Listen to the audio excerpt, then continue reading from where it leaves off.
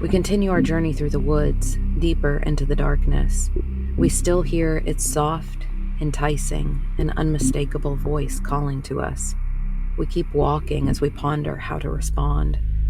We can hear the sound of something moving in the bushes, but we cannot see what it is. We quicken our pace, eager to reach the clearing where the final 6 podcast hosts are waiting. We finally reach the clearing and we see them gathered around a campfire. They are the ones who will lead us into those darkest corners of the human psyche and the supernatural realm. So gather round, dear listener, as the forest darkens around us. Sandy from Twisted Travel and True Crime is who we see first. She specializes in unsolved murders, a host whose voice is a chilling breeze on a moonless night.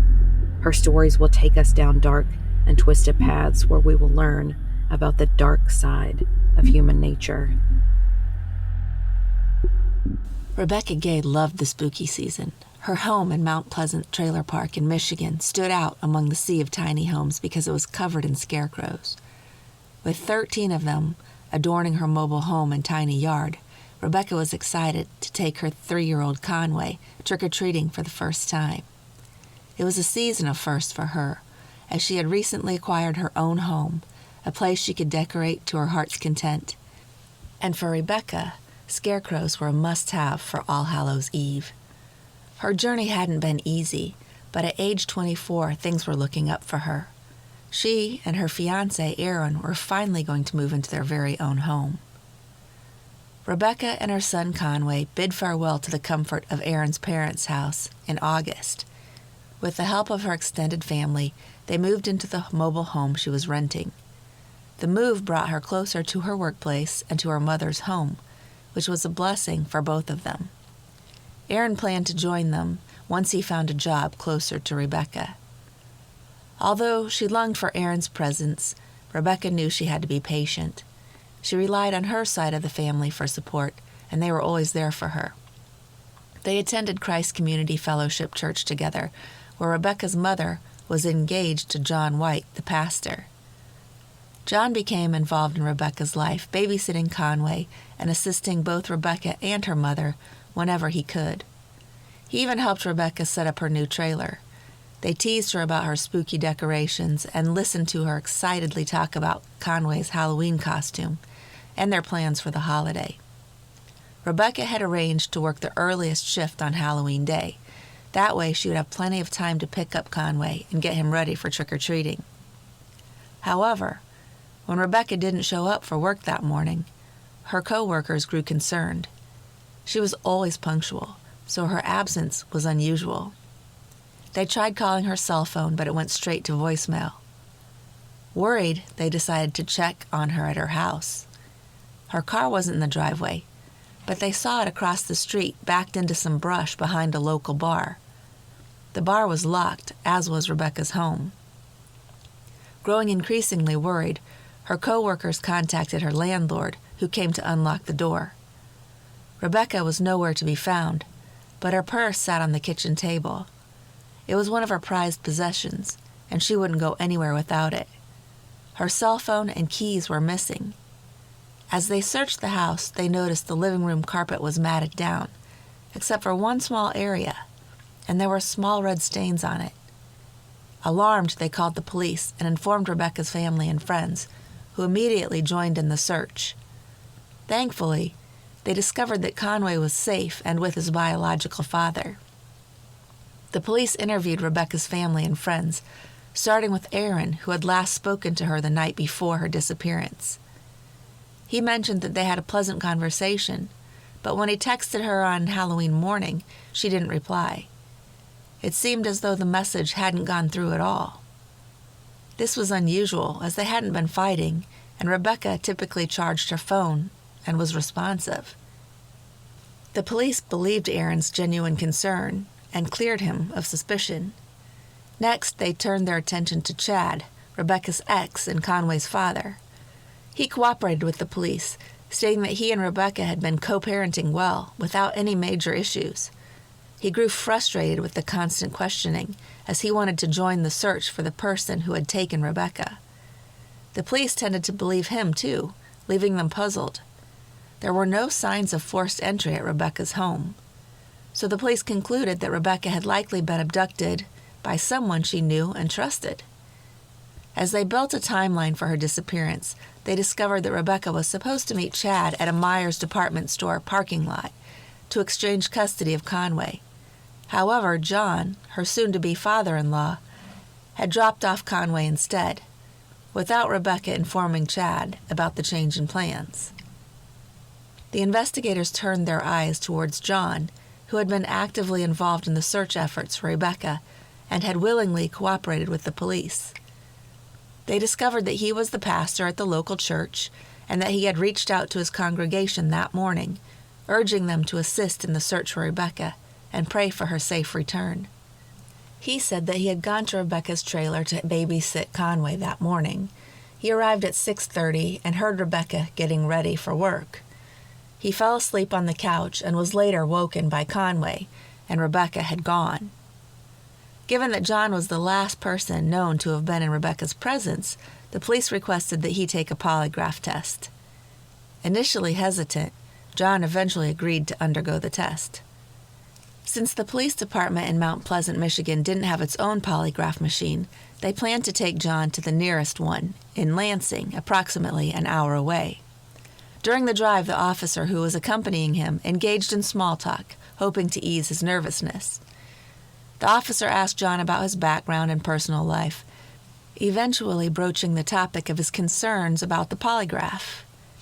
John admitted he was worried because he had a criminal past, revealing that he had been involved in an attempted murder case that was ultimately dismissed. It resulted in a 2-year prison sentence. The thing was, John wasn't telling everything about his past. Unlike the scarecrows that decorated Rebecca's house, this officer had a brain. He pulled up John's criminal record, and to his astonishment he discovered that the man who presented himself as a devoted preacher had a far from saintly past. In 1980, when John was just 22 years old and living with his family in Battle Creek, Michigan, he invited his 17-year-old neighbor, Teresa Atherton, to his basement under the pretense of showing her his racetrack. Teresa, being a kind-hearted girl, likely feigned interest out of politeness. However, as she turned to face the racetrack, John viciously stabbed her under the right shoulder blade.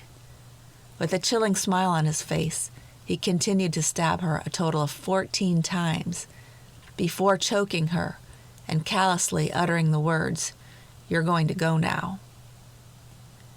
Miraculously, Teresa survived this brutal attack, and John White was arrested. He did go to jail, and he did only serve 2 years. Fast forward to 1994. John was still married to his first wife, despite his troubled past. Yes, I can't explain that one. His wife was pregnant with their third child when John started an affair with a co-worker named Vicky Wall. When Vicky suddenly disappeared, suspicion immediately fell on John. He initially denied any involvement in her disappearance, claiming he had no knowledge of what happened to her. However, when he was confronted with surveillance footage showing Vicky getting into a large pickup truck with a bearded man in the Meyer parking lot, he admitted to meeting her, but insisted he was alive when he left her. As the detectives continued their investigation, Vicky's relatives looked for her body, convinced she was buried nearby.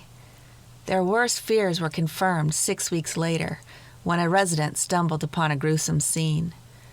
Her body was decomposed and partially covered by a shirt and bra around her neck. The autopsy couldn't determine the cause of death, but the pathologist believed it was a homicide. John was charged with murder. However, due to the lack of conclusive evidence and the difficulty in determining the cause of death, he ultimately pled guilty to involuntary manslaughter. Police believed that John's motive for killing Vicky was that she was pressuring him about their affair, and maybe she threatened to tell his wife. The judge recognized John's dangerous nature and sentenced him to the maximum term of 8 to 15 years in prison. After serving nearly 13 years, he was released and relocated to Mount Pleasant, where he took on the persona of Pastor White, fiancé to Sally, an all-around good guy, except he wasn't. If there was good in John, it was that he would eventually admit to police what he had done to Rebecca that Halloween morning. Behind closed doors, he had scoured the darkest corners of the internet, immersing himself in depravity and feeding his dark desires. The screen flickered with images that fascinated and repulsed him. Murder and necrophilia were consistently on his mind. That night, as Rebecca tucked her son into bed and kissed him goodnight, she had no idea that it would be for the last time. At 2 a.m, she was sleeping peacefully when she was startled awake by a chilling sound and a sense of panic. She walked out of her room, her heart pounding in her chest, worried that her son was up, or something worse. In a horrifying instant, John pounced on her, his face contorted with a mixture of madness and sadistic pleasure. He held a rubber mallet in his hand, and with brutal force he struck her repeatedly. Her cries for help were drowned out by the sickening thud of the mallet as it connected with her head. Rebecca, in the midst of the brutal attack, recognized her assailant. She managed to utter the words, "I know you," before John tightened a zip tie around her neck, strangling her. Then he had his way with her. John's true nature came to the surface in the early hours of Halloween morning, leaving Sally, Rebecca's mother, in a state of profound shock. Not only had she lost her beloved daughter, but she found out that she had fallen in love with the murderer. In the courtroom, as the judge pronounced the sentence, John gazed around the room with an unsettling detachment, seeming unaffected by the pain he had inflicted on Rebecca and her loved ones.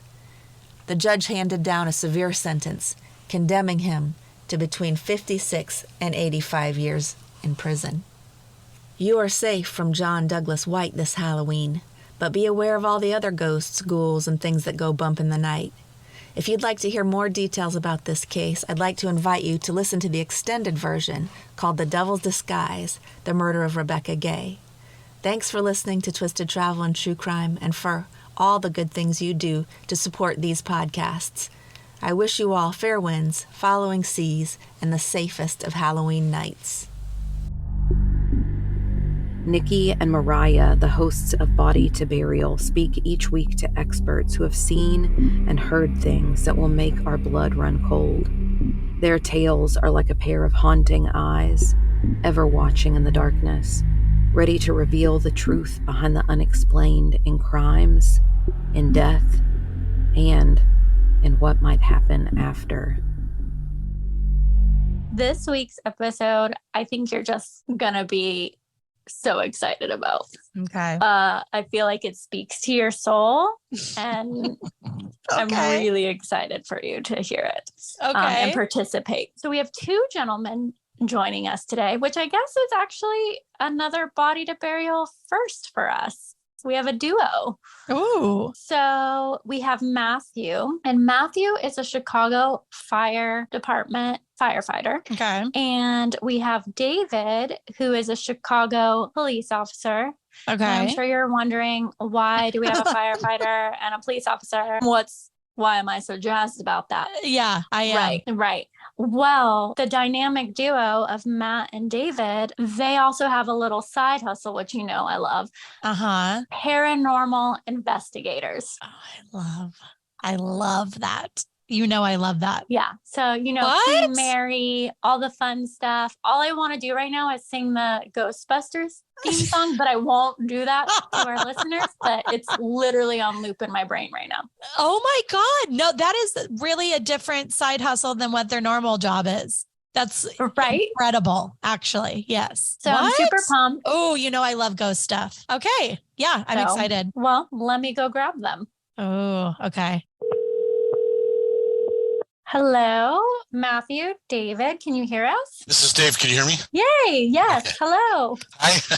And I'm on too. Yay. Hi, Matt. Thank you both for taking the time to talk to us. I appreciate you indulging in our request to have you guys. Nikki is obsessed with paranormal and all the shows. And so this is really exciting for her to have you guys here. Yeah, I really am. I'm so Awesome. excited. Let's jump into it. I think the first question we have to get out of the way is, how did this come about? I call it a side hustle, but how did you guys go from being a firefighter, police officer, to deciding to investigate paranormal activities? How do you even get into that? What sparks the idea? Matt, do you want to start? Yeah, sure. So me and Dave met. Dave had already been investigating, and I was actually out on the street with the fire truck collecting for Make-A-Wish, shake the boot, collect the money for kids and stuff like that. And Dave had rolled up in the what we call Misty, which is our command center. I saw his police shirt and I'm like, what kind of special? I thought he was like a special unit with the Chicago Police Department. So I'm like, oh, what's going on here? Who are you? And he goes, well, I'm not sure if you believe it or not, but I'm a paranormal investigator. And I'm like, get out of here. We had like maybe 30 seconds to a minute to actually converse, because it was like the light had turned green. He was off to his one of his other jobs. I went back to collecting, and I thought about it later. I sent Dave an email. I looked him up. I looked up all his evidence, and I had been interested in the paranormal, never really did any investigations. So I looked up his stuff and looked him up, sent him an email, say, hey, I'd love to join you, check out an investigation. And I think maybe a month or two, something came up. And so it's been, I don't even know how long that's been, maybe 8 years, Dave. What do you think? Sounds right. Yeah, I lost track, but something like that. Yeah. So then how did you, this is going to sound like, what is that, Sixth Sense? Like I see dead people, but like, how did you even get into that? Like where you could know how to do it, all that stuff? I've become, I'm still skeptical, of course, because that's what I have to be. It's like, you got to be, even I am at times. You can't be all in paranormal. You got to look at both angles. Yeah. So I have to see it to believe it. And then one of the first full body apparition that we captured on camera was like, it blew my mind. I couldn't believe it, because I was like, like I was there. I knew what was going on. I mean, we didn't see it physically with our eyes. Actually, I wasn't even in the room when it happened, but David take a series of pictures with a full spectrum camera. And later on, through evidence review, he finds this like full body shadow. It almost looked like a Civil War soldier or somebody in a jumpsuit. It was a building that used to be used as a police station. Yeah, that's right. Yes. Yeah, the Inglewood alarm office. Yeah. That is so interesting to me. Yeah. Do people call you and say, hey, I think my house is haunted, or you just kind of go to different kind of known both paranormal we get a places? lot of emails all the time, from Facebook messages to the website, emails, word of mouth. And, when I first started this, I used to try to go to all of them, but it just can't do it, because with Matt, myself, and some of the other members, sometimes we got to take off work. It's costing money, using a vacation day, or we can do it. So we try to pick and choose which ones are important or which ones we would really like to go to. And then after doing an investigation, it takes days, weeks to go through everything and match everything up. So we try to pick and choose the ones that need help, the good ones. So, because I had told Mariah this a really long time ago, but I had an apartment. I moved out of it 2 months early because I swear it was haunted. And then one of my, it really was, I swear. And then one of my friends from work, she was telling me to like sage the place. And then she was telling me to tell it to go to the light. So I turned on the TV as loud as I could, because I was afraid it was going to tell me no. And like something. And so I did that and nothing happened, but I got a dog. And after I got my dog, things kind of settled down a little bit, but I still moved out early. And then when you guys say you went to my apartment and you're like, yeah, there's a creeper in here, what would you do to get them to try and go away? Well, depending on what your beliefs are, there's different things you can do. But when it comes to like apartments, you might have to do a daily, weekly, monthly. You'd have to see what works. But usually when we cleanse ourselves, our equipment and stuff after an investigation, we use white sage, we use Palo Santo, holy wood. And then I have what is called dragon's blood. It's basically sage, but it's like has a reddish tint to it, and it's a little more kick to it. Okay. I'll use anything. I'll use it all. It doesn't. Yeah, I also have frankincense and myrrh. That's what a lot of the churches use. Especially when it comes to like a funeral and a body pass. And if you see like the priest or the pastor with the incense going around the body, and it's most of the time that's like frankincense and myrrh. So sometimes I'll use that maybe for spirit to go into the light or go to the next step. Have you ever encountered evil, I guess? Because there's probably just like, grandma that passed and she likes her house and she's hanging out, or, but then there's also the dangerousy type ones, I guess. Is that a few, until I experienced it myself, and like Matt's pretty much the same way, correct? Until we experience it ourselves, I'll keep an open mind, but sometimes I'll be like, oh, that's full of beep, but once I experience it or it comes something close to it, then I'm like, oh my God, there's something to that. Yeah. But there's a few cases that open my eyes that looks like there's evil out there.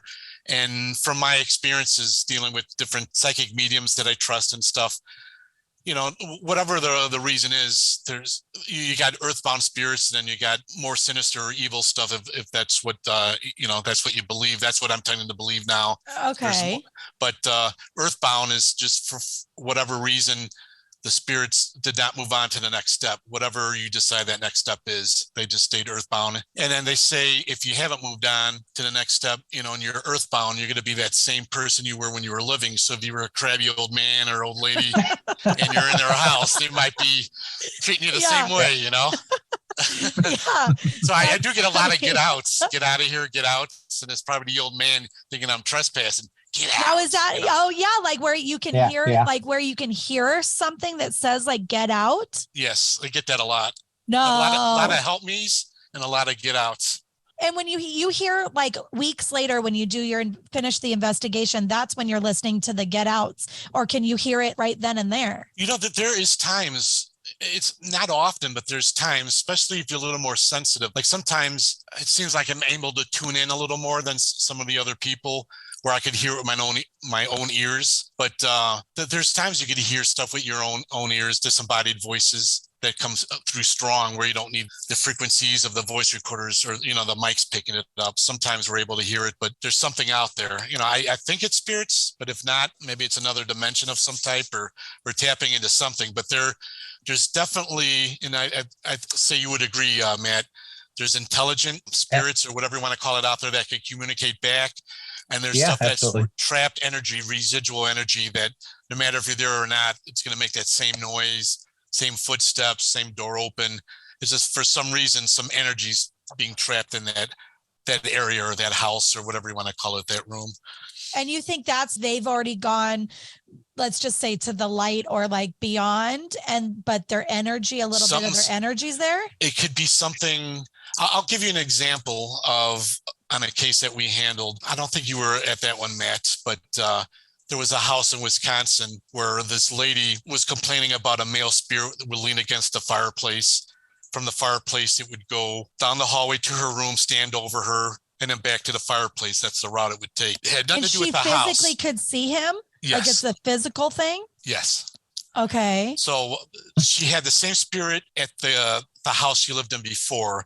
So she moved to this new house. She was there 6 months, still experiencing that spirit, among other stuff that I could get into later. But anyway, when we were there, we're investigating. Somehow we linked this fireplace. It was a fake fireplace, and she was an artist. So she saw it on the curbside at her old place and didn't know really the history on it.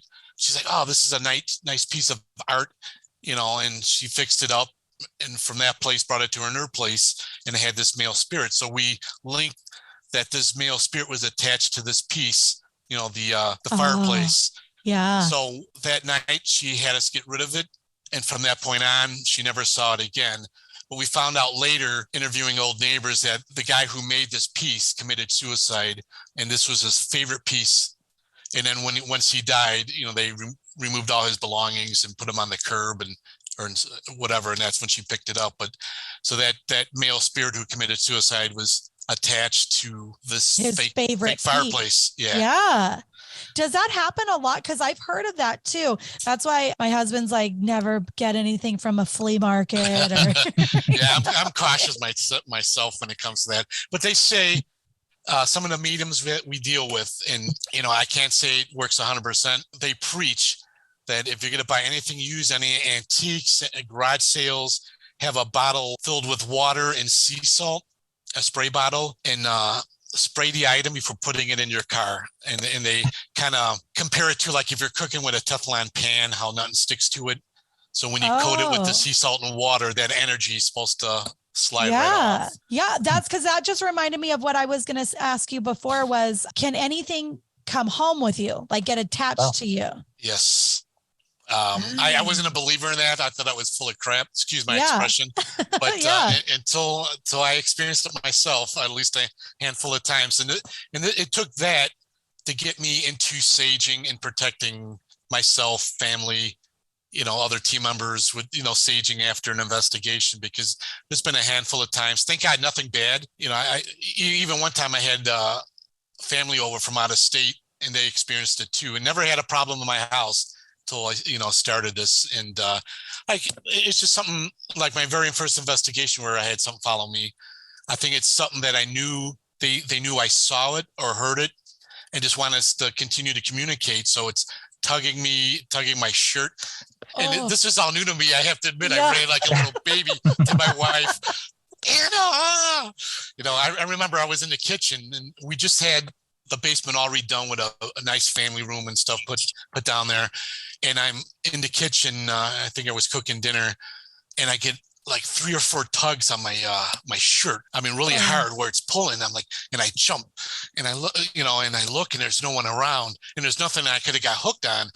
And I was like a Scooby-Doo, running down and Anna, this just happened to me, and, you're only human until you start experiencing it. But I was in the shower and I hear a male's voice start whispering in my ear. And this was from the same investigation. But I jumped out like a little kid. I hate to admit, but I tore down the shower curtains and I was just stunned. I'm like, what the heck is going on here? But it took that for me to start learning, through the help of the psychic mediums we deal with, how to protect myself, the house, my wife, daughter. The last thing I want to do is bring something home and then have them, being bothered with stuff. So, but it's a matter of telling them, okay, I know you're here. You're not welcome. It's time for you to leave, very respectful, because, it could be someone's mother, father, grandfather, whatever, so talk to it like you and I are talking, and just, sometimes you have to give it demands. And then go through the process of saging every room, every corner of the room. And, there's certain ways of doing things and tell it to leave. And it was no problem. I never experienced it again. Does it usually leave? Like, is that normal? Like for it to go with doing all those steps? Yeah, it depends. They say like I said, I can't prove this, but this is what I've been told. For people in that field, like the psychic mediums that go to cleansing homes and stuff, they say you can't force an unwilling earthbound spirit to leave. There's things you could do to decrease its energy with saging. You might maybe force it out of the house, but it could possibly come back. This is why you got to continue. Melissa and Daniel from Till Death Do Us Part podcast study the murders, myths, and legends of the world. They bring revealing tales of restless spirits that drift through the darkness, like this one, yearning to find their way home. Hello, and welcome to Till Death Do Us Part. I'm Daniel. And I'm his lovely wife, Melissa. Yes, she is. Now, I usually tell Daniel and our 11 listeners true crime cases involving couples whose love story eventually turned into murder. But today I'm going to share with all of you a haunting. The haunting of the Banff Springs Hotel, which is now known as the Fairmont Banff Springs. Banff. Say that without spitting. Banffa.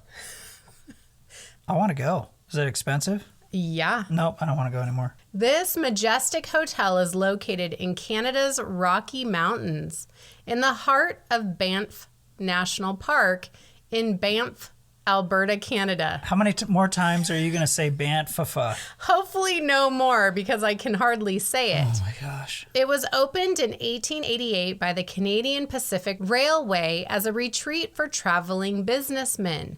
The original structure was a 5-story wood frame and was able to accommodate 280 guests. The hotel drew its water from the nearby natural springs. The pipe system filled the hotel's pool with thermal spring water. Oh, that's kind of awesome. That sounds lovely. A luxurious oasis for only $3.50 a night. Deal. Which is about $120 today. Is it $120 a day to stay there? It is not. I just looked it up. It's about $500 to $600 a night. What? But it is Halloween. It is October. Yeah. But in 1926, there was a devastating fire that burned the wooden structure to the ground. A new steel structure was built in its place using limestone rock from nearby Mount Rundle. The Banff Springs Hotel was built by the workmanship of hundreds of Italian stonecutters and Scottish stonemasons. So it's quite a structure now. It's gorgeous. Yeah, like it's not going to blow away. No. And this has helped to give the hotel its nickname of the Castle in the Rockies. Nice. It very much looks like a castle. In the last few decades, the hotel has given way to a few ghost tales. And I'm about to tell you those. That's good because I believe in ghosts. No, you don't. No. Don't lie to these good people that are listening right now. It's fine. He does not believe in the paranormal or anything of that nature. No, so I would gladly stay in a haunted hotel because it's not going to be haunted and it's probably going to be my best night's sleep ever. Well, first we have the ghost bride. She's been seen dancing in the ballroom or walking up one of the marble staircases, her face shrouded behind a white veil. It is said that this specter is the ghost of a young woman who was due to be married on the hotel grounds in the early 1930s, when, as she was walking down the staircase to the waiting arms of her soon-to-be husband, her gown caught on fire by one of the many candles that adorn the stairwell. The bride stepped on the hem of her dress, causing her to lose her footing and fall forward to the bottom of the marble staircase. The bride snapped her neck in the process and died. The ghost bride has never left the Grand Hotel, and she spends her nights searching for her lost love. Okay, so she not only catches fire, but she trips, falls, and breaks her neck while her dress is on fire. It's like a triple threat. Holy crap. I already forgot. But when did the thing burn to the ground? 1927. Oh, okay. So this was This was after. This was after. This was in the 1930s. Okay. The bride's haunting is so well known that in 2014, a collector coin and stamp were distributed to commemorate her story. But she doesn't have a name, so that's interesting. Another resident ghost is known by his Christian name, a Mr. Samuel Macaulay, a Scotsman. Mr. Macaulay was the lead bellman at the hotel in the 1960s up through the 1970s. He loved the hotel so much that on his deathbed in 1975, Sam said that he would return to the Banff Springs after his death to haunt its halls. And he does. So there is life after death. It gives you something to do. You have something to look forward to. I just love that he's like, I'm going to haunt the halls. Please don't. Wow. Guests of the hotel have encountered this helpful and friendly bellhop wearing an out-of-date bellhop's uniform with a strong Scottish brogue. But when offered a tip, he just vanishes. One of the most famous tales was that of two women who had locked themselves out of their hotel room. They headed down to the front desk and waited for the bellhop on duty for 15 minutes. The women decided to walk back up to their room. Once they were back at their door, a man in an older-looking bellhop uniform approached them and unlocked their hotel room door. They thanked the man, and he happily walked away. I have a serious question. What's that? Okay. I come out in an old bellhop uniform, walk around the house. What do you think? Does that work for you or no? I'm not giving you a tip for that. Really? Maybe. All right. Okay, but it kind of is scary that he can just get into any room, right? Yeah, because there's no privacy. No, there's no privacy at this hotel now. Sam is also seen in his old office on the mezzanine floor, which has been converted into an actual guest room. But the saddest tale of all is that of room 873. I also read that it was room 875. Well, they're next door to each other. I think so. A young family was staying in the room, and one night the husband and wife began arguing. The husband went down to the hotel bar and became intoxicated. He grabbed a large knife from the kitchen and stabbed his wife and daughter to death in room 873 or 875, and then turned the knife on himself. Guests of the room have complained of hearing disembodied screams and shrieks in the middle of the night. If they dared turn on the light, they would see bloody handprints on the bathroom mirror that could not be washed away. Due to the paranormal activity within those four walls, management made the decision to brick up the entrance to the room. Recent guests who are permitted on the 8th floor have said that there is no room 873 or 875, even though the baseboard is cut where a door used to be. There is a light hanging over an empty space on the wall where a door should be. It is also said that if you knock on an area of the wall, you hear a hollow sound. Oh boy. A few guests have even reported seeing a young girl standing outside of a room, looking as if she is lost. Okay, so if you had a hotel and allegedly there were a couple of rooms that were haunted, wouldn't you leave those open? And then, the word would get out that those are haunted rooms? Yeah, I'd charge more. You would get a line of people wanting to stay in those. I would. Yeah, I'd totally keep it open. I did go down the Reddit hole and came across something very interesting. Okay. Reddit user TJ Smudger92 said that he used to work at the Banff Springs Hotel. TJ claims that all the ghost stories and paranormal activity are made up by the previous staff. There it is. The origins of the ghost bride were told to TJ by the hotel's former vice president. In 1986, a group of the hotel's colleagues set out to see who could come up with the best ghost story, and one of them came up with the story of the bride, and it is still told today. Sam the Bellman is based on a real former bellhop who worked in the hotel for 20 years. The ghost was made up by the old head of the bell desk. It became a sort of joke. If a bag ended up in the wrong room, it would be blamed on Sam the ghost. Huh.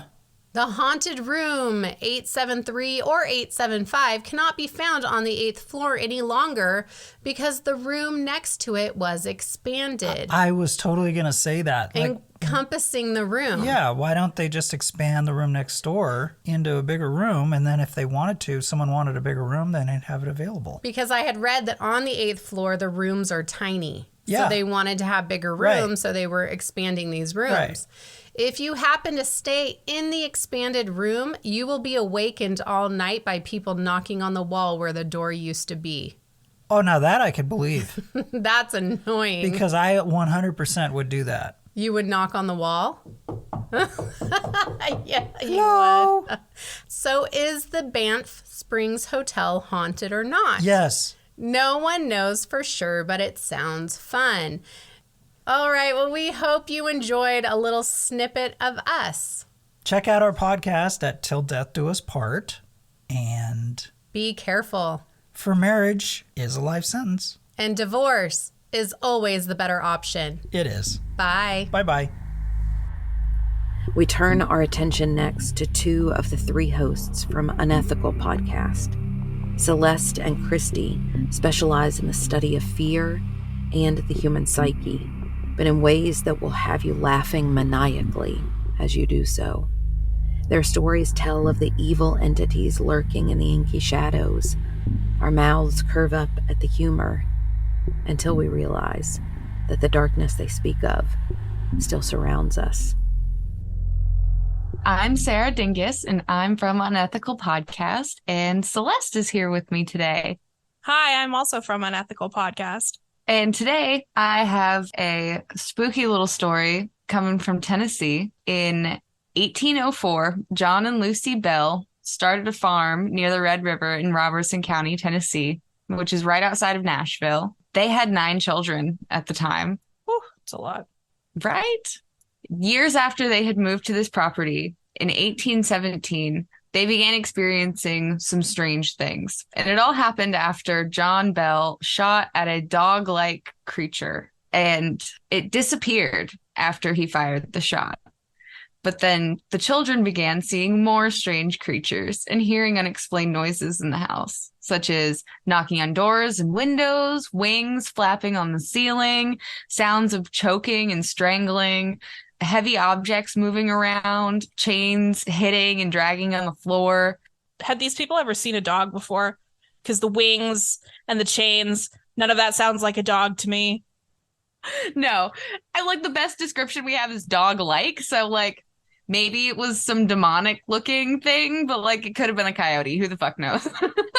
Okay. All right. Bat Yodi. The wild chained Bat Yodi. They're native to Nashville, Tennessee. They escaped the caves. All right. Continue. Sometimes these sounds were deafening to family members that they were so loud. And originally, they just referred to this as the spirit. And eventually it became known as the Bell Witch. And the Bell Witch would even speak to the family in a disembodied voice. And eventually it became violent.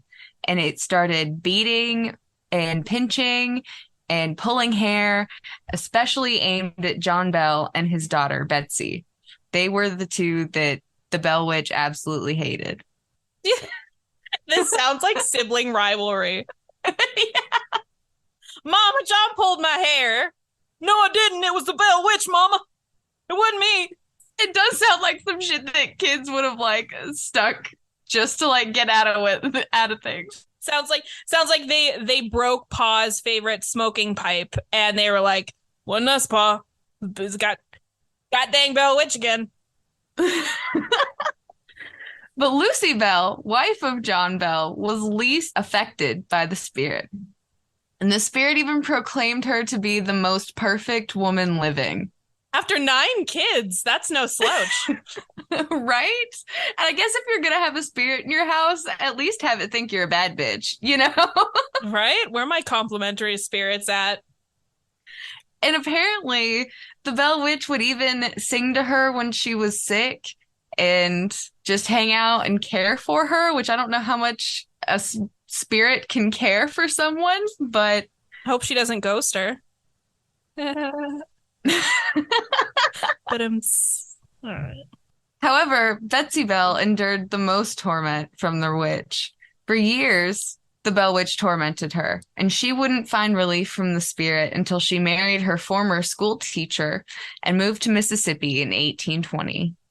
Quick question. The mom is being like caressed and having sweet nothings whispered in her ear and fed soup when she's ill by this spirit. But her daughter is getting like her hair pulled and being called a fat bitch and all that other stuff. And the mom is just like, she doesn't take a second to be like, witch, how come you're torturing my daughter?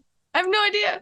And so Betsy was previously engaged to another man, but the Bell Witch hated that man.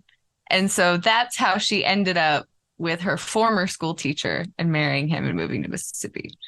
And when she moved to Mississippi is when finally the torment stopped for her. That would have been a much better time to use ghosting as a pun for breaking up with someone. Betsy ghosted her first lover, moved on to her teacher. If I had $1. The Bell Witch referred to John Bell as Old Jack. He wouldn't be so lucky as to be able to escape this. And after years of physical violence and threats, John was bedridden on December 19th, 1820. And his son, John Jr., was caring for him and went to get medicine bottles out of the cabinet to help his father. And when he opened the cabinet, he only found one vial of a mysterious liquid. And the Bell Witch told him, "It's useless to relieve old Jack. I've got him this time." And upon hearing that, John Jr. threw the bottle into a fire and it burst in blue flame. And John Bell died December 20th, 1820. And supposedly the Bell Witch crashed his funeral service by obnoxiously singing drinking songs. Okay, this is the husband of the one that the Bell Witch loved? Yes. Okay. Okay, so was she trying to smash, or like was her husband just not a nice man? No explanation. Oh, wow. Just the Bell Witch hated John, loved Lucy, had a problem with a couple of the kids. Okay, so the Bell Witch poisoned him to death. Yes. And then took all the medicine away so he couldn't be fixed. Yeah, and was basically telling John Jr., hey, don't even try to save your father because he's going to die. Like, I got him this time. I don't know, man. I don't know. Seems a little suspicious. I feel like I've heard this excuse before. Wasn't me, a witch did it. That leads me to the next point. So it was, as best as it could have been in 1820, somewhat investigated and went to court. And this is where Tennessee became the first state to contribute the death of an individual to the supernatural, because even the court was like, yep, Bell Witch. Ghost did it. Yeah, Ghost did it. First or only? I think first and only. All right. Well, I would have expected more from Tennessee, so that's surprising. So that's it? Open and shut? Pretty well as far as the state of Tennessee was concerned. Yep. Bang the gavel, Judge. Ghost did it. Everybody go home. Did they try hanging her? But they set up like an invisible wire and they just like, woo, woo. Like an invisible fire. Like, we're just gonna burn the witch. Well, the Bell Witch in the spring of 1821 told the family that it would be back in 7 years, which Lucy and 2 of her children reported that it did come back in much of the same way that it had before, as far as strange noises and all of that. But shortly after it returned, it left again, claiming that it would haunt the Bell family descendants again in 1935. And while some people report strange happenings still on the family land, it's never been to the same severity as what the original Bells reported in the 1800s. Today, you can tour a replica of their cabin, and you can also tour the caves. And the caves is where people believe the Bell Witch may have retreated to during the times that it said it was leaving and it would be back or whatever. And so you can tour the Bell Witch caves that are on the old Bell property. Right, because the life cycle, of course, was bat and then bat yodi and then witch. So she was returning home to her birthplace, the caves where the bats are born, I assume. Right. Right. That all checks out. I have no questions. Yeah. She came, she murdered a man, she left. As one does. Thank you guys for listening and happy Halloween. Happy Halloween. Thanks, guys. Cassie and Caitlin, the hosts of P&W Haunts and Homicides, descend deep into the unknown to bring tales of murder, the ghastly, and the otherworldly. Their stories will reveal hidden horrors of the past and show us how the darkness waits to ensnare the curious wanderer. They'll also have you questioning every rustle in the leaves and every creak from the forest. Hi, Cassie. Hi, Caitlin. Hi, creepy people. Hello. Hello. This is P&W Haunts and Homicides. Can you imagine what it would be like if the frivolity of your youth, presuming that you were permitted any, was cut short by a horrific event? For more than one family, that sentiment is all too real. Emmanuel Fair was imprisoned in King County, Washington, for nearly a decade for a crime that he says he did not commit. He told the Seattle Times about being incarcerated for so long without a conviction. I always knew I was going to get out. I just didn't think it would take as long as it took. 10 years, you said? That he was in prison, yes. At the Valley View Apartments near Lake Sammamish, #Never Bundy. Ew. If you know, you know. Ick yick and all that. Emmanuel was one of dozens of people, both other residents of the complex, as well as their guests, that were in and out of one of several apartment units during the Halloween party that took place nearly 15 years ago. Okay, can I just say that sounds like a lot of fun? Yeah. Like a whole apartment building party. Yeah. That sounds great. I think it sounds fantastic. Reminds me like a dorm kind of situation. I think it very much had that kind of a vibe because it seems like there were a lot of people that were in their, early to mid 20s. So maybe recent college grads or, people kind of getting their lives started up. So great. Aww. The gravity of the situation didn't really hit until later, though, when a young woman's body was discovered in her very own bedroom. Arpana was a 24-year-old immigrant who worked as a software engineer at a company called EMC in Bellevue. And though she lived less than a dozen miles from her workplace, she had been born nearly a world away from the state of Washington in Hyderabad, India. That's a whole world away? I mean, yeah, basically. I feel like it's in the same world. Yeah. I know what you're saying, though. It is probably a whole different world. Definitely. Yeah. And most of her family was still there. She was an alum of Rutgers University, but her accolades didn't stop there because I'm pretty sure just getting into Rutgers is an accomplishment in and of itself.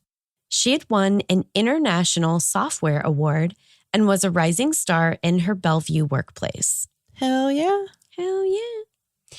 She was an active and friendly, outgoing young woman, but she also had an eye for promising volunteer opportunities, such as those that she took on both at an animal shelter as well as with a local fire department. Aw, well, isn't she the sweetest? I know. She'd lived in the area for less than a year and signed up to volunteer her time to both in the Redmond area. Oh, I know that area. Yeah. Nearly 2 years later, in October 2010, Emmanuel was placed in a Seattle holding cell for the 2008 sexual assault and murder of Arpana Shinaka. At the time, they were continuing to gather evidence against him. For reference, DNA found at the scene of the crime would be linked to 3 men in total, but only one would ultimately be charged in connection with her death. Whoa. Mm-hmm. So they ran a test on the DNA and it matched 3 different people? There were a number of samples taken from various items in the apartment and that were discovered in another area. And we're going to talk about that in a second. Okay. But some of the samples matched one guy. Some of the samples matched another. There may have been some commingling of samples. Whoa. Yeah. We don't like commingling of samples. Don't love that. It's not a good time. No. The evidence used against him was collected from a dumpster on the complex property. According to prosecutors, Emmanuel's DNA was discovered on multiple items that they believed the killer touched, including tape in the apartment, mixed with Arpana's bloodstains on a red robe found in a dumpster. Oh. Also, on a swab taken from Arpana's neck. Oh, okay. Yeah. So we've got some different places where it's being found, but we're going to come back. Put a pin in the DNA evidence for our full-length episode in the PNW Haunts and Homicides podcast feed, because we're going to get to her. I'll be there. Okay. When Arpana's body was found in her apartment back in 2008, a few specific sensory details stood out to those working the case. The smell of bleach, for one, but also how her bedroom seemed to be completely saturated with an oily substance, which was later determined to be motor oil. Oh, ew. Yeah. Okay, I imagine that's very smelly, bleach and motor oil. Mm-hmm. And what the fuck is going on with motor oil? I had a lot of questions. Maybe, did they think it was flammable and they wanted to torch the place? That's what I thought. Which would also later explain the burn marks on her bedroom carpet, as well as the satin sheets pulled from the garbage dumpster. Absolutely horrifying. They were burned? Yes. Not chemical burns, like fire burns. That's my understanding. Ooh. Yeah, because they say burn marks. The way that it's phrased in the source material, it does sound like fire burns, not like ooh, ouch, that's going to blister. Yeah. In a weird chemical way. But I guess they probably wouldn't say chemical burn if it wasn't on a person, I would assume. Neighboring tenants would also say that they heard what they described as muffled moaning, but didn't indicate that they had any reason to be particularly concerned about the noise, at least on that night. It does sound like a party house, so I'm sure noise is common. Yeah, I mean, it's a Halloween party.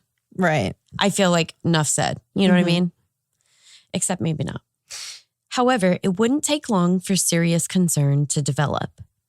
By November 2nd, Arpana's family had not spoken to her for a couple of days. This was extremely unusual, as they typically spoke to her every day, daily, prompting her father to ask a family friend that lived in the area to check in on her.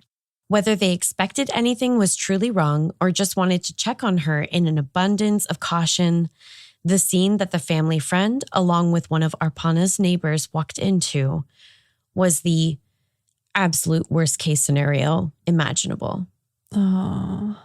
Unimaginable, but... And you said her family isn't local, right? Right. Oh, gosh. They found Arpana at the foot of her bed. Her autopsy would later show that she died of asphyxia by ligature strangulation. No. Ligature strangulation occurs when an external object is placed around the neck and provides compression. Oh, God. The compression is usually applied to the neck by using the decedent's own body weight in what would generally be described as either a partial or complete hanging. Oh, my God. That sounds violent. Yes. Her manner of death was obviously brutal, but within the report, it was also noted that she had sustained multiple blunt force injuries. Prior to leaving the scene, the killer or killers had used bleach, blue toilet bowl cleaner, a common household type of soap, and motor oil to strip away forensic evidence linking them to the crime. Man. Traces of the various cleansers were found on Arpana's body, the carpet, her comforter, the bathtub, as well as the bathroom counter and her mattress from which the comforter had been removed. Now, it's important to note that depending on who you ask, Arpana's killer was already imprisoned, but has since been released. Others believe that one of the other persons of interest is the likely killer, or even that a combination of multiple killers is most likely. Some have even speculated about other high-profile violent maniacs, such as Israel Keyes, and he's not the only one. Ooh. Usually that's a theory that could be easily dismissed, especially if we're not sure that it's coming from an entirely reliable source. However, in this case, it does seem that Israel Keyes was in fact in the Seattle area between October 31st and November 2nd. Oh, that makes me really uncomfortable. As it should. So while it may be far-fetched, it's possible that you may not want to rule that one out entirely. Okay. Emmanuel Fair's trial would begin in February of 2017, more than 6 years after he had originally been charged, and more than 8 years after Arpana was murdered. For the rest of the story and this episode's tarot reading, you'll have to join us on our regular feed. Well, I'm not really that interested in hearing the rest of the details, but I'm really interested in the tarot. Yeah. That's what I'm here for. I know. I know. To everyone listening, have a creepy ass Halloween. Finally, we turn to Jamie and John from True Crime Cast. As we huddle close to the fire, they share tales of both visible and invisible terrors, of voices that invade your very soul, that lead us into the heart of terror. Listen closely, and your heart will race with each whispered word.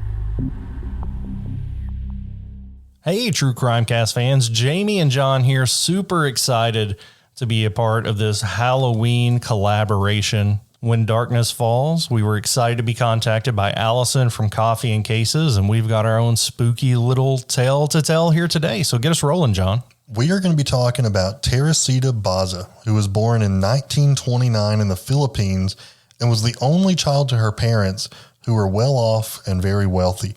She went to college there and then moved to the United States in 1960 to earn her master's degree in music. However, she would become a respiratory therapist at Edgewater Hospital located just outside of Chicago. Fun fact, this was the same hospital that was the birthplace of both John Wayne Gacy and Hillary Clinton. What a club. Teresita was a kind, hardworking lady and lived a simple life in which she kept to herself. She wasn't the type of person to make enemies or make anybody angry. On February 21st, Teresita worked a normal day, and then at 7 that evening, she got a phone call from a friend who was a doctor at Edgewater Hospital. They spoke about concert tickets and trying to sell some. They were on the phone until about 7:20, and she said a friend arrived and she had to go. She got another call at 7:30. This was from Ruth Moab, who also worked at the hospital, and they talked for about 20 minutes. And Teresita stated that she had to run because somebody was there to fix her television. At 8:40 p.m., neighbors in their apartments smelled smoke in their units, and they opened the doors and saw smoke coming from Teresita's apartment. When firefighters got there, they found the source of the flames was a mattress that had caught on fire. When they had put out the fire, they found Teresita's body under the mattress, laying down with her hands over her head. She was in just a horrible situation, and it very much seemed as if foul play was involved. Because Teresita lived alone, police weren't able to find out if anything was missing from the home. Was this a burglary? Was this personal? Was this a sexual assault? Later on, we would find out that there was no sexual assault. But so many questions. Police did find a note that said, get tickets for AS being initials. Police didn't know who had come to repair the TV because Teresita hadn't told anybody a name or a company of anybody that was supposed to be coming to the house. So all police know is we have this note, we have these phone calls, and we have somebody fixing her TV, and that's all they got. This case would basically go nowhere for months. However, in August of 1977, 6 months after the murder, police would receive a fairly strange tip. Another department around Chicago, Evanstown, called the CPD to ask if they had looked into a man named Alan Showery, who also worked at Edgewater Hospital.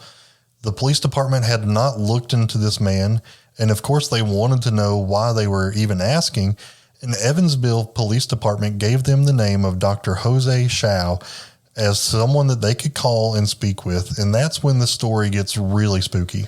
Yeah, Dr. Shao's wife, whose name was Remy, also worked at the Edgewater Hospital. Dr. Shao worked elsewhere. So detectives went to their home to learn why they would even ask about Alan Showery and what connection they had to Teresita. They seemed shy or kind of ashamed almost at first, didn't really want to talk. But during the home visit, Dr. Shao asked one of the detectives if he believed in the occult and demonic forces. That's got to be a question as a police officer. You're there to get a report and get some facts. That's got to put you on your heels, I would think. Right. Dr. Shao said that he's a physician, but he had seen some things in his life that science just would not explain. He went on to say that he didn't know Teresita or even know about her murder until one night when his wife Remy had become possessed by the spirit of Teresita Baza. Dr. Shao stated that the first time he saw this was in their home. Remy had got up from the couch, walked into her bedroom, and was just sitting there on the bed, staring with a blank face. He asked her if she was okay, and she began speaking in a foreign language. This language was Tagalog, and her voice was not his wife's. Now, Tagalog was a national language of the Philippines where Teresita and Remy are from. Obviously, Dr. Shao was concerned for his wife, and just like a doctor, he wanted to make sure that she was oriented. So he asked her if she knew who she was. And the voice said, "I am Teresita Baza." The voice told him that she needed help solving her murder and that the man who murdered her was Alan Showery. The voice explained that Alan showed up to work on the TV, but instead she was stabbed by Alan. Dr. Shao then said that once the voice left, Remy was back and had no memory of this experience. When Dr. Shao asked Remy if she knew Teresita, she said that they may have met once during orientation at work, but they worked different shifts and really didn't know each other. They certainly weren't friends. He stated that another time it happened in the middle of the night while Remy was asleep. The voice woke her up and asked why he hadn't gone to the police yet. Dr. Shao said, "I'm a scientist. I need proof of this before I go to police." The voice then described 2 pieces of jewelry that had been stolen from Teresita's house by Alan the night of her murder. He went on to give those to his girlfriend. The voice also told Dr. Shao the names of relatives of Teresita who could identify the jewelry as hers. Remy told the police that sometimes in the hospital locker room, she would look around and see visions of Teresita with Alan's face behind her. So all kinds of supernatural imagery and claims of voices, not our typical leads. They asked some of his coworkers about Alan and Teresita, and one of them had mentioned that he remembered Alan saying that he was going to work on her TV at some point. With this and the note from her home and about having tickets to give to AS, police paid him a visit as well as his girlfriend. And at first, he said he didn't know her. But when confronted with the testimony about working on her TV, his story began to change. He stated that he had went there for just a short time, but didn't have the right tool that he needed to fix the TV, so he left fairly quickly. They asked his girlfriend if she had been given any jewelry, and she showed them 2 pieces that were a perfect match to the ones that were described from the ghost, and she stated that he had given them to her in January as a late Christmas gift. Police showed these pieces of jewelry to Teresita's family, and they confirmed that they were indeed Teresita's. You mentioned you got chills when you quoted the quote-unquote ghost earlier. I just got chills that the jewelry claim was right. How on earth could Remy have known about this other than this being possessed as she claimed to be? Eventually, Alan would confess when he was confronted with all this evidence. He said he got there that night and he killed her looking for money. He only found $30 and he took 2 pieces of jewelry. So that's what her life was worth to him. He was charged with murder, and this trial in the public was nicknamed The Voice from the Grave. 4 weeks later, there was a hung jury because of the ghost witness. A lot of the jurors, while they thought he probably did this, were so hung up on the unlikelihood of Remy knowing this from a ghost that they couldn't commit to a guilty verdict. But before there could be another trial, Alan pled guilty for a shorter sentence of 14 years for murder. And after everything was said and done, he only ended up serving 4 years before he was released. That's the most insane part of this story. And I know that I just said a ghost told somebody who murdered her, but the fact that he only got 4 years for this is mind-blowing to me. It is. And yeah, I mean, who's to say how she had this information? I can't think of a logical scenario where she knew this unless somebody around the hospital was talking about it. I guess that's possible. But I think that's the story you go to police with, not the story of she was possessed by a ghost of a dead person that woke me up in the middle of the night. They were reliable witnesses. Everything they said proved to be true, though, so it is what it is. Yeah, I legitimately think that the ghost of Teresita helped solve her own murder, and that we, as society and the justice system, were the ones that dropped the ball. Again, we're thrilled to be a part of this When Darkness Falls collaboration. You can find True Crime Cast anywhere you find your favorite podcasts with new episodes every Tuesday and Friday. Until next crime, this has been True Crime Cast. And happy Halloween. We look at each other and we know what we must do. We must listen to their stories. We must learn about the darkness that lurks in the world, both inside and out, because that is the only way to escape it. Be sure to subscribe to all 13 participating podcasts listed in our show notes so you don't miss a single episode or tale of terror. And again, listener, remember, when darkness calls, answer at your own peril.